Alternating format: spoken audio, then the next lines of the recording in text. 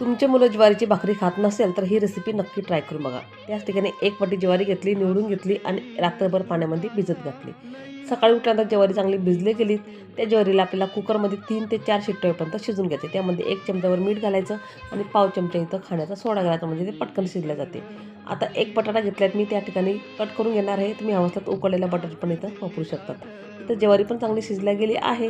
आता फोडणीसाठी जिरं घातलं आणि तेजपत्ता, हिरवी मिरची, अद्रक लसणाचा ठेचा घातला आहे आणि परतून घ्यायचं आहे. त्यामध्ये आपल्याला जो बारीक कट केलेला होता बटाटा होता तो सुद्धा आपल्याला त्यामध्ये घालून घ्यायचा आहे आणि पूर्ण आपल्याला एकजीव करून घ्यायचं आहे. त्यात आपल्याला उकडलेली जी ज्वारी होती ती त्यामध्ये घालून घ्यायची.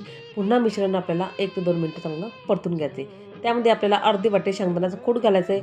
कमी जास्त तुम्ही घेऊ शकतात. आणि वरतून मस्त आपली कोथिंबीर घालून घ्यायची. मस्त आपली गरम गरम खिचडी इथं तयार झाली. तुमची मुलं ज्वारीची भाकरी खात नसेल तर एकदा ही रेसिपी नक्की ट्राय करून बघा. आजचा व्हिडिओ तुम्हाला माझा कसा वाटला मला नक्की कमेंट करून सांगा. व्हिडिओ आवडला असेल लाईक, शेअर, सबस्क्राईब.